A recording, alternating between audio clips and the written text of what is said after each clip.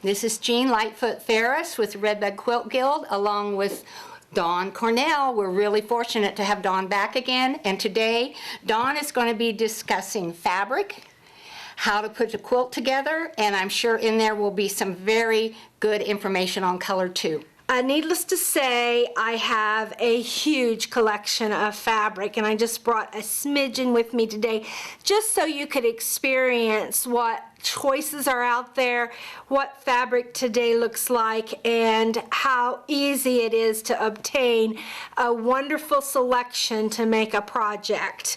This is a beautiful 30s reproduction line that I brought today, and the reason I brought it is because it has such good scale choices. And when I say scale, I mean how big or how little the design is.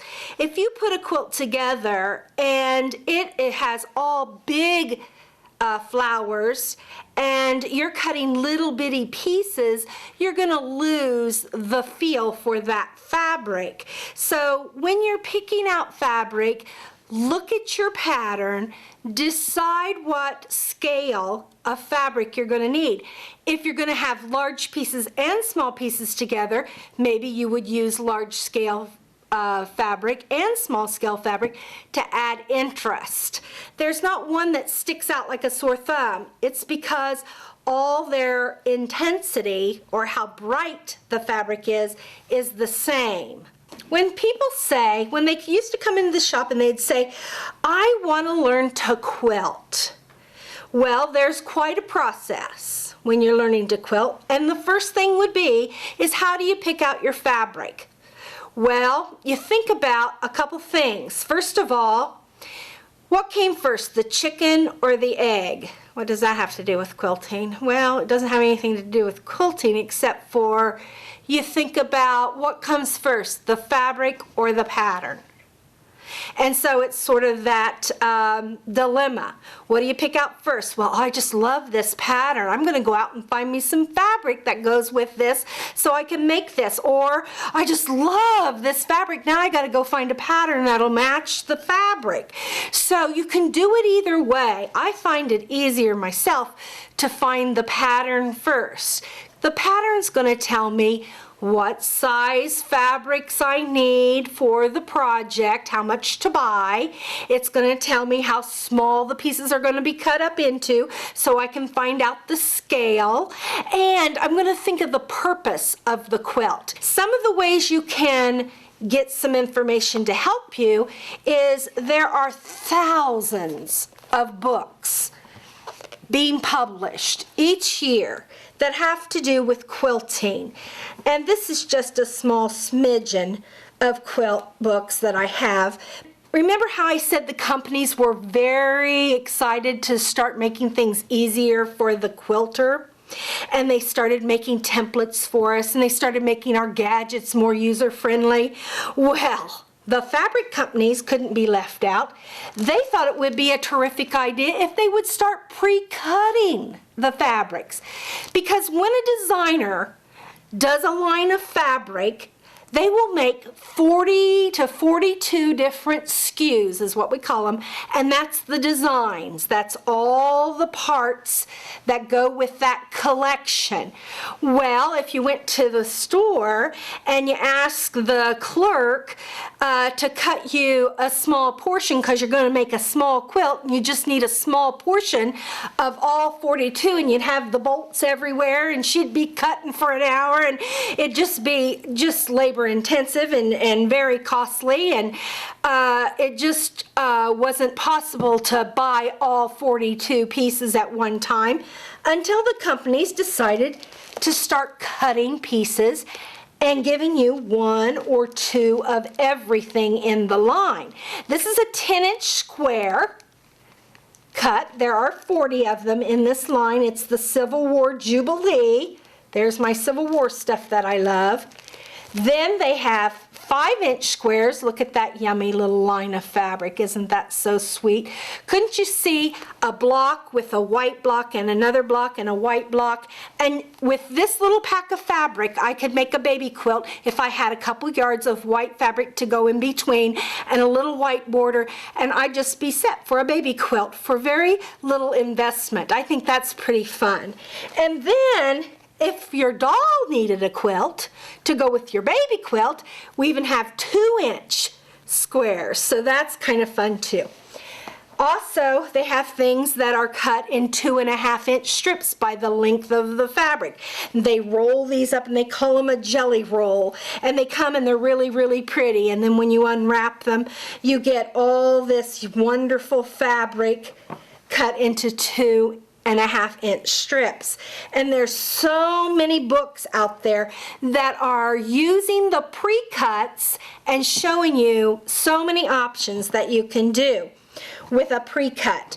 This just happens to be a line of fabric that my local quilt store put together, and these are fat quarters. And you may see that term when you go to the quilt shop, and you may think to yourself, what in the world could a fat quarter be? I was at an antique shop one day, and in the very, very back of the antique shop was a quilt shop. And the man was up, the husband of the lady who owned the quilt shop was running the antique shop. And my husband and I were on a vacation, and I hadn't been in my quilt shop for a few days, and I was kind of getting a hankering to touch some fabric. So I went back to the back, and I was talking to the lady, and I said, would it be possible if I could just touch some of your fabric, because I own a fabric store and I'm going through some withdrawal, and I just need to touch some fabric. And she said, oh yes, go ahead. And I says, is that your husband up front? And she says, yeah. And she, with just such pride, she says, he knows what a fat quarter is. I said, well, that's nothing, my husband knows how to cut one. So there you go, you see, the things you can learn in a quilt shop. A fat quarter is 1/2 yard of fabric. Fabric is 45 inches wide off the bolt, and it's usually 15 yards on a bolt of fabric. If you cut 18 inches, that's 1/2 yard. So it would be 45 by 18.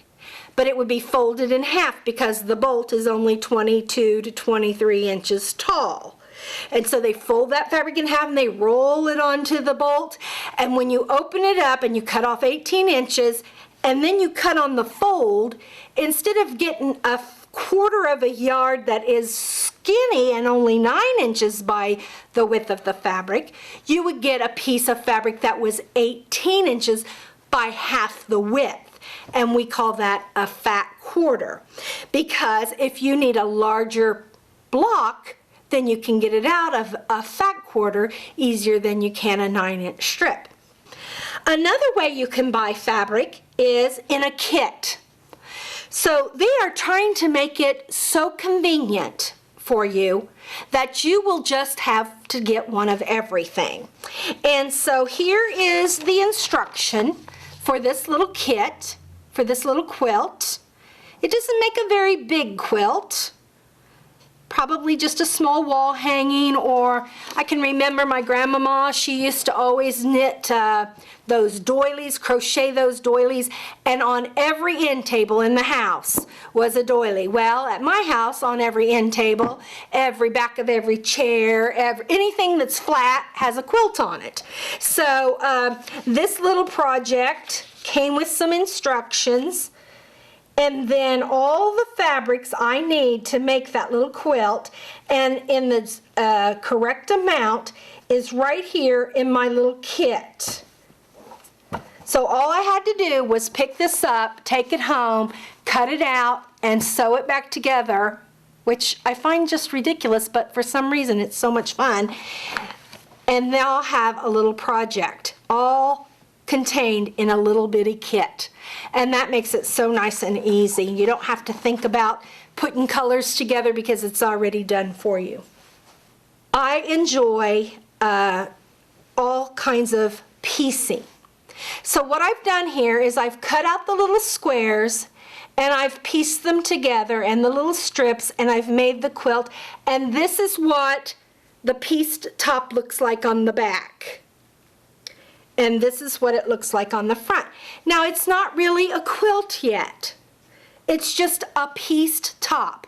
It's just the art of the quilt. So you know, when you buy a piece of art, you have the canvas, you have the glass, and you have the frame. Well, this would be the art piece, the canvas of the quilt.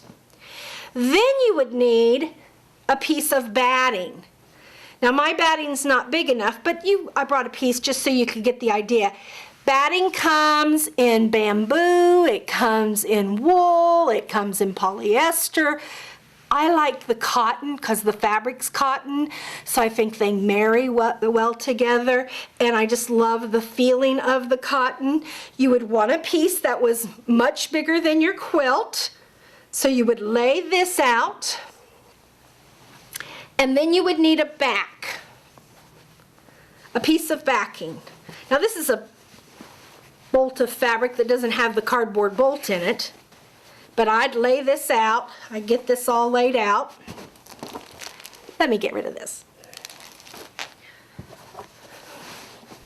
And make sure that this was bigger than my quilt. Than my canvas, I should say. And I'd make sure that was nice and ironed and flat. Then I get my batting, which I would make sure is bigger than my quilt or my canvas.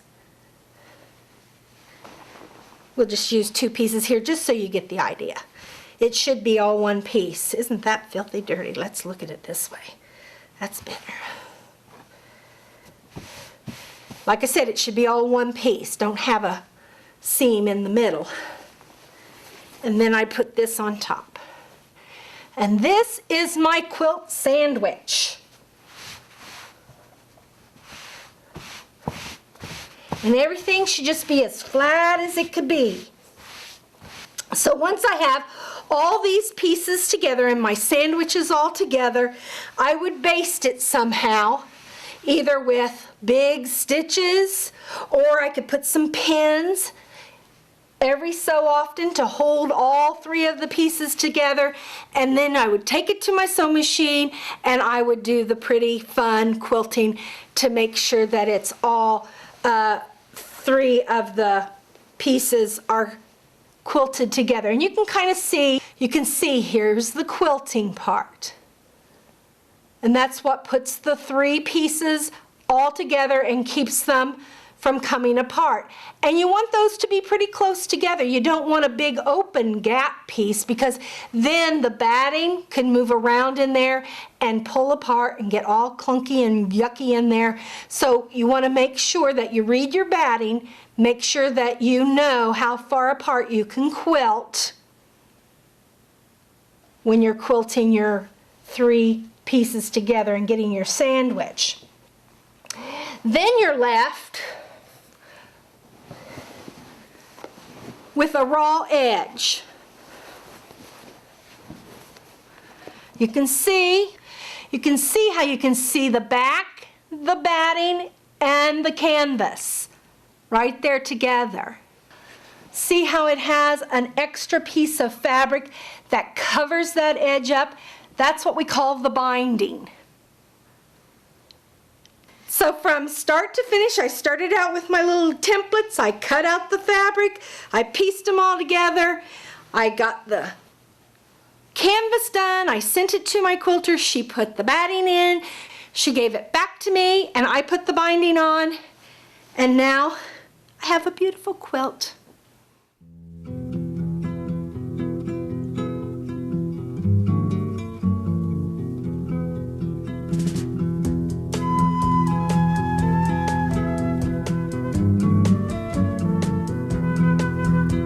So much, Dawn. It was wonderful. I'm sure you've piqued a lot of interest in quilting out there, and we'll look forward to people getting in touch with us at the Redbud Quilt Guild. Thank you again. You're welcome.